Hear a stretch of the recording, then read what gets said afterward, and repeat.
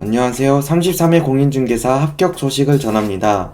한 문제 차이로 떨어졌다고 낙담하고 있었는데 이의제기 결과 오류 문제로 판정되어 이렇게 자격증이 나왔습니다.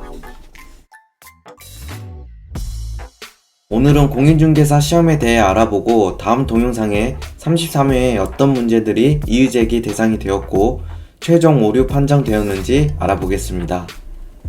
공인중개사 시험은 1차와 2차 시험으로 나눠져 있지만 접수 일자, 시험 일자, 합격자 발표 일자가 1, 2차가 모두 동일하고 접수 비용도 1, 2차 각각 14,000원 정도로 비슷합니다. 여기 그림 보시면 1차 접수는 8월 달에 접수하고 2차 접수도 같은 날짜 8월 초에 이렇게 접수하고 시험 일자는 10월 말일로 동일하고 합격자 발표일은 11월 말일로 동일합니다.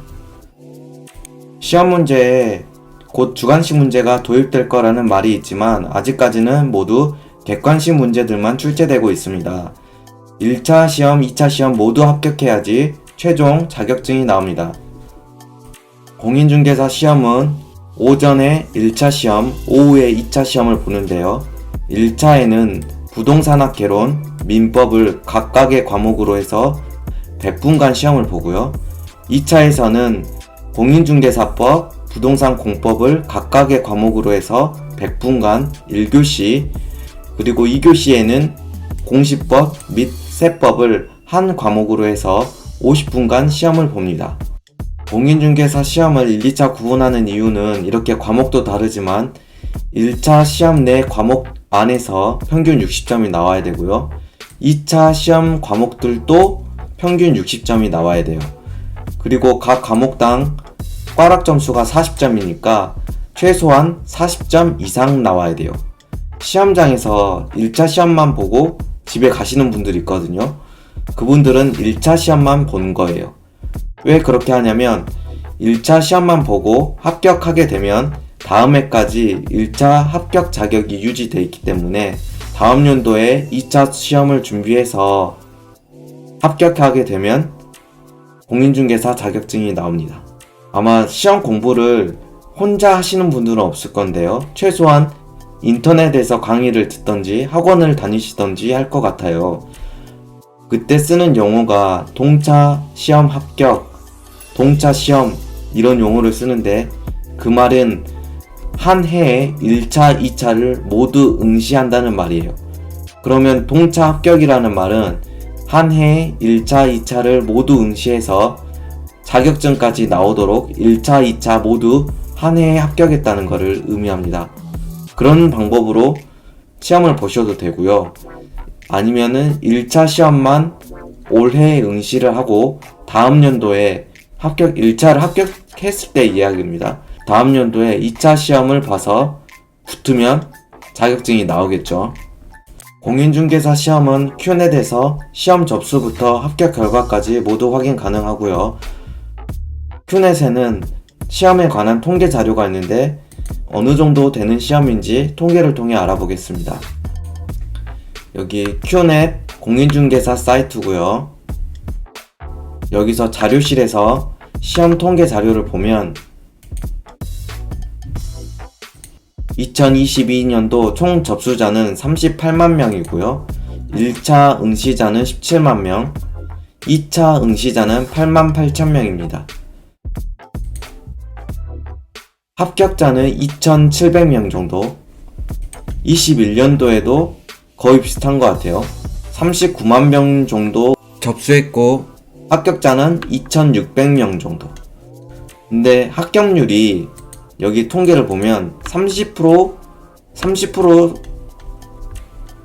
이때는 22%네요.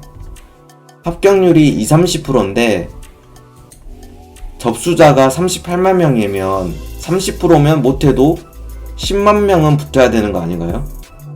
근데 합격자가 3,000명이 안 돼요. 그 이유는 시험 응시율이 1차 응시자와 2차 응시자를 모두 더했을 때 접수는 38만 명이 했지만 실제 응시한 사람들은 68%라는 뜻이거든요. 21년도에도 접수는 많이 했지만 실제 응시자는 70% 정도만 응시했습니다. 그럼 응시한 68% 중에서 허수는 빠지고 시험을 봤을 때 그때 합격률이 30% 정도 된다. 그 말이 되겠네요. 또 통계별로 재미로 이건 한번 살펴볼 건데요. 공인중개사 응시자들 성별 합격자 현황입니다. 보면 여성이 50%, 남성이 48%, 그래도 거의 차이가 안 나죠. 남녀 차이 거의 없이 한 반반 정도. 아무래도 이제 나이대가 있다 보니까 거의 합격률이 비슷하게 나오는 것 같아요. 여기 통계에 이제 나이대도 나와 있거든요. 나이대도 살펴보면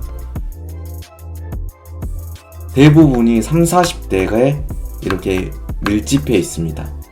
1차 시험도 그렇고 2차 시험도 그렇고요.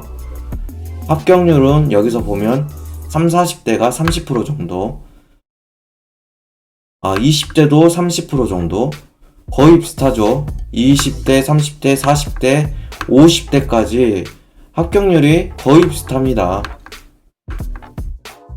다만 이제 20대는 응시자가 그렇게 많지 않기 때문에 분포율은 11% 정도 차지하고 있지만